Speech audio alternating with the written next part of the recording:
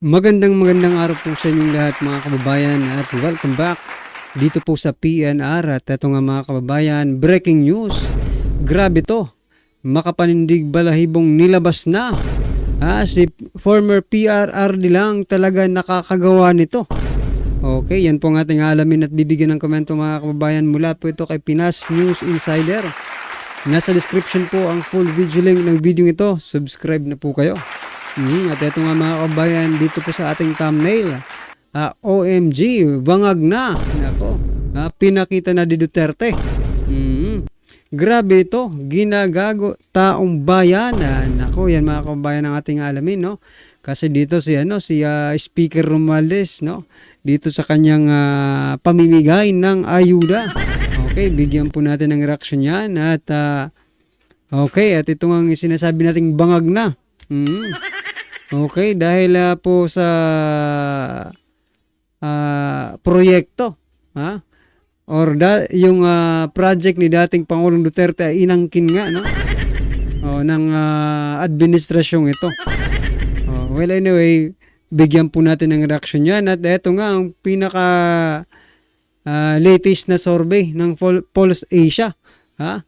Naku, kulelat pa rin si Speaker Romualdez, at PBBM kay BP Sara. Ito mga kabayan, simulan na po natin dito kay Speaker Romualdez. Ito, pakinggan po natin, no? Talagang medyo bangag na, no? At bangag na magangag sa panggagago sa ating mga kababayan. Dito po sa kanilang pamimigay ng ayuda, I think sa Cavite po ito dahil nandito rin si Senator Bong Revilla. Ito po. Tingnan nyo, parang anong masasabi nyo dyan, ha?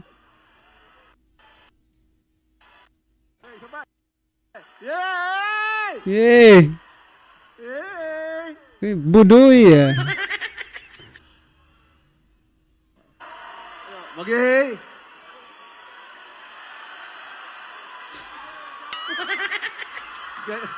Ganyan na lang tayo. At siyempre, uuwi ninyo yung 5 kilong well-milled rice. Yun ang handog po natin, ang ating kongresista. Palagay ko, gutom na rin kayo.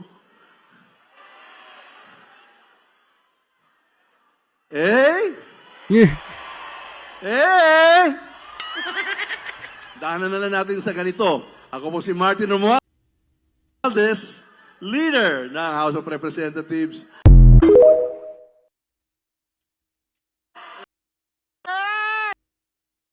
Sen, mga kabayan, wala talaga. No? Daanin na lang daw sa ganyan, eh. Anong kala nyo sa mga Pilipino gangster? Diba? lang.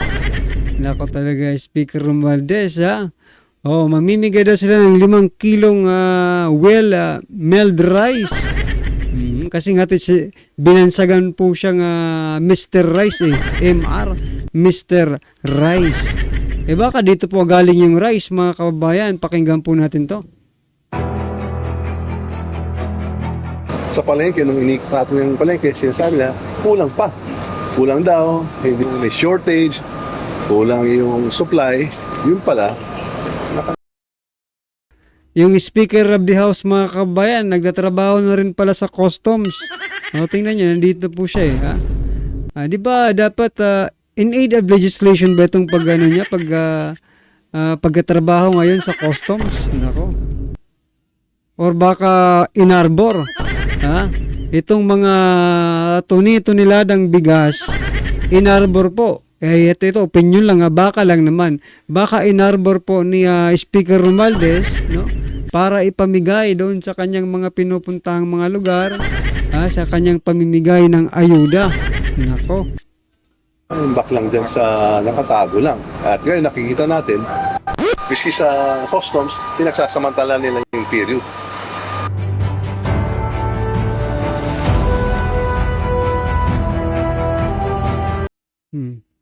So yan mga kabayan, ang ganda po, no? Ang ganda po ng kuha. Ang ganda ng kuha ni Mr. MR. Mr. Rice. Nako.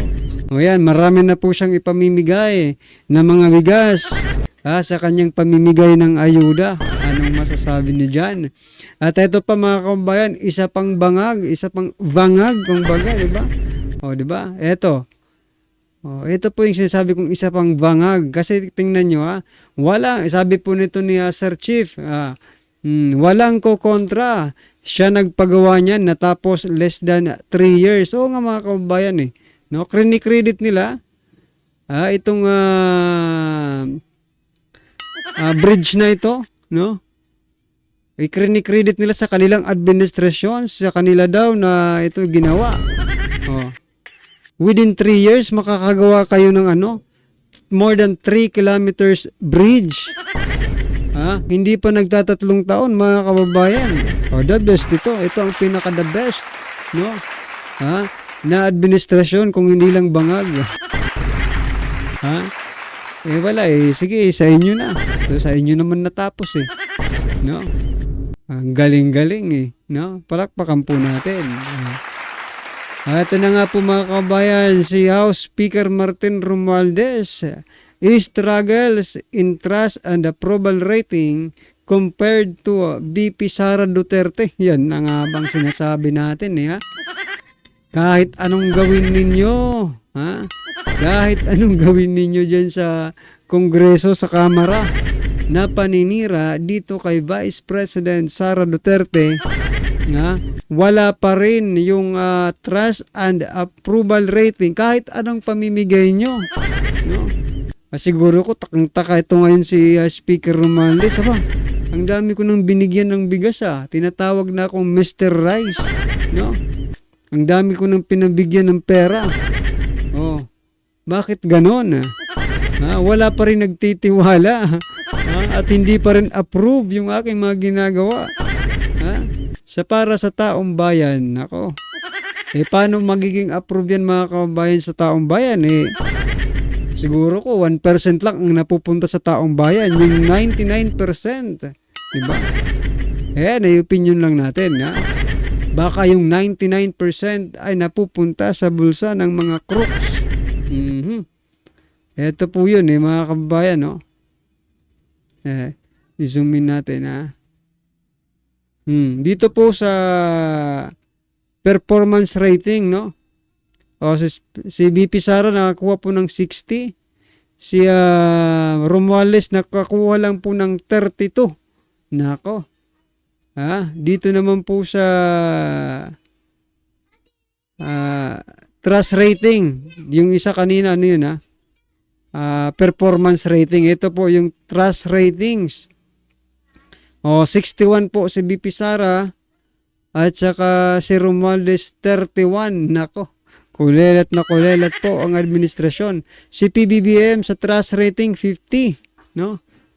50 lang. Dito po sa performance, 50 din. Ako. Anong masasabi dyan mga kabayan? Mas marami pa rin po ang nagtitiwala at approve po sa kanila ang ginagawa ni Vice President Sara Duterte. Palakpakan po natin. Kahit anong paninira nila, tagumpay pa rin. Taong bayan pa rin ang makapagsabi na Duterte is the best.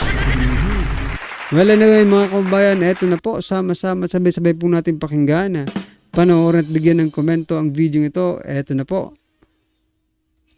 Ito ang balita ngayon, trending at pinag-uusapan ngayon sa mundo ng social media. Ang di umano'y balitang matapos ang tila wala ang katapusang atake sa mga Duterte at lumabas sa mga balitang walang nagawa raw ang dating Pangulong Rodrigo Duterte sa Pilipinas. Taong bayan tila binalikan ng mga loyalista at ang gobyernong ngagba tila sinampal ng katotohanan at mga resibo o katibayan pinakita na. Pero Pero bago ang lahat, kung bago ka pa lamang sa aming channel, please huwag kalimutang mag-like, subscribe at i-click ang notification bell para mas maging updated ka pa lalo sa lahat pa ng bagong video na i-upload namin. At eto na nga mga kababayan, tila totoo pala talaga ang binitawang pahayag kamakailan lamang ng Vice President na si Sara Duterte kaugnay sa mga big ticket project kasama ang Build program na ligasiya ng dating Pangulong Rodrigo Duterte na kanyang naumpisahan. At ngayon, tila nasayang lang, tila nawala na dahil sa naudlot na umano'y pangako ni Bongbong Marcos na ipagpapatuloy. Ngunit tila hindi natuloy. At ngayon, tila binalikan ng karma ang mga loyalista at kumakalaban ngayon sa mga Duterte na nagsasabing walang nagawa raw ang dating administrasyon sa pamumuno ni dating Pangulong Rodrigo Duterte. Matapos lumabas ang isang balita na tila matapang na ibinunyag umano ng veteran broadcaster na si Ted Pailon sa kanyang programa mismo sa radyo na kung saan maging ang buong Senado ay tila sobrang nagulantang matapos malaman na wala raw palang kaukulang pondo o budget para sa kasalukuyang taon ang mga isa sa sobrang napaka-importanting proyekto ng Department of Transportation na siyang inaasahan mismo ng taong bayan na magbibigay ng benepisyo sa ating mga commuters. At kasama nga rito ang mga sumusunod na proyekto: support to foreign assisted projects, MRT Line 4 Project, Davao Public Transport Modernization Project, DPTMP, North-South Commuter Railway System, Cebu Bus Rapid Transit Project, Metro Manila Subway Project, PNR South Long Haul Project. Ang mga nabanggit na mga proyekto ay kasama di umano sa listahan sa foreign assisted project na popunduhan sana ng gobyerno ngayong taon. Malinaw di umano na ito ay nakalatag sa National Expenditure Program pero nang aprubahan ng Kongreso at pinirmahan na ni Marcos Jr. ang General Appropriation Act ay napunta di umano ito saan program appropriation ang mga naturang mga malalaki at isa sa pinakamahalagang proyekto siyang nangangahulugan lamang di umano na ito ay nakalagay na umano sa hindi itinuturing na mga hindi importanteng proyekto at walang kaukulang pondo. Kaya tila nagkatotoo lahat ng pahayag ni Vice President. So yan mga kabayan, no? Napunta po sa program project itong mga big ticket project ni dating Pangulong Duterte. Pero bakit ganun mga kabayan? Nandun naman pala, no? Sa general appropriation yan. Pero bakit kaso nga lang napunta sa program mga kabayan? Ano po ang ibig sabihin yan? Ibig sabihin po hindi na po nila priority yan, ha? Oh. Pero pag may natatapos po, no, yung mga patapos na mga project ni dating Pangulong Duterte, credit sa kanila. Oh, di ba? Napakawalang talaga. Napakawalang kayo na lang bahala, di ba? Kasi biruin mo yung mga siguro ko hindi ito matatapos sa kanilang termino din eh. Ha? Itong mga ginagawa or mga project ni dating Pangulong Duterte kasi malalaki po ito eh. Hindi siguro ito matatapos sa administrasyong ito. Kaya ilagay na lang ito doon sa program. Yung mga matatapos lang, no? Yung mga magre-ribbon cutting na, ipagpatuloy niyo yan kasi mabilis na lang din naman yan. Eh. Diba? Makikredit din yan. Walang ya talaga. President Sara Duterte na hindi siya nagkakamali na nakatingga na lang ang mga big tickets project na ang mga pinangako raw umano noon ni Marcos Jr. ay kanya raw ipagpapatuloy ang mga nasimulan ni dating Pangulong Rodrigo Duterte. Ngunit ang mga pangakong ito ay tila napako. Lumabas nga ang balitang ito ay hindi naman mapigilan na madismaya ng marami sa ating mga kababayan at hindi napigilang magbigay ng kanilang hinaing at komento sa mundo ng social media. At ayon pa sa kanila, grabe, nasayang lang talaga lahat ng pinagura ng Duterte administration. Sinayang lang ni Marcos Jr. Nangangalahating termino na, wala pa rin nakitang proyekto, wala pa rin pagbabagong napatunayan sa Pilipinas. Grabe na talaga ang gobyerno na ito. Mga big tickets project ni Pangulong Duterte. Hinurgor lang na parang walang nangyari. Wala nang ginawa ang gobyerno na ito kung hindi ang pagkamkam sa kaban ng bayan at ang pamumulitika sa mga Duterte.